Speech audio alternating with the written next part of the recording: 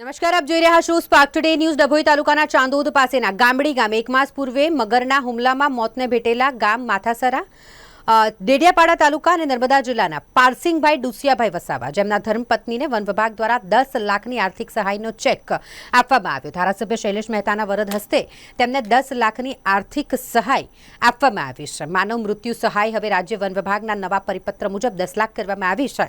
ડભોઈ તાલુકાના ગામડી ગામે ઉરસંગ નદીમાં પારસિંગભાઈ વસાવા, જેઓને મગર નદીમાં 1 મહિના પહેલા ખેંચી ગયો હતો અને આ ઘટનામાં પારસિંગભાઈનું મૃત્યુ નિપજ્યું હોય, વન વિભાગ આરએફઓ કલ્યાણીબેન ચૌધરી દ્વારા સામાજિક વનીકરણ ડભોઈ વિભાગ દ્વારા અપાતી આર્થિક સહાયનો 10 લાખ રૂપિયાની માતબર રકમનો ચેક મૃતક પારસિંગભાઈના પત્ની, જે ચાંદોદ ખાતે ધારાસભ્ય શૈલેષભાઈ મહેતાના વરદ હસ્તે અર્પણ કરવામાં આવ્યું છે।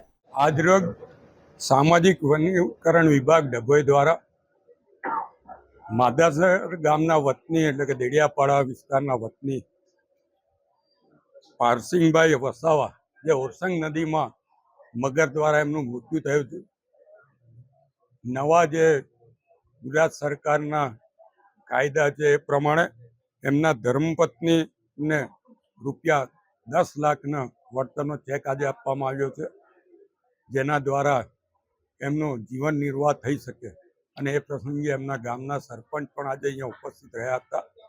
હું એમના પરિવારને આમાં દુઃખની લાગણી વ્યક્ત કરું છું। સાથે સાથે વન વિભાગે 9મી માર્ચે જ્યારે બનાવ બન્યો અને 1 મહિનાના જ ગાળામાં એમને 10 લાખ જેવી માતબર રકમની ચૂકવણી કરી છે, એ બદલ ફોરેસ્ટ વિભાગના અધિકારીઓને પણ અભિનંદન આપું છું અને શુભેચ્છા પાઠવું છું।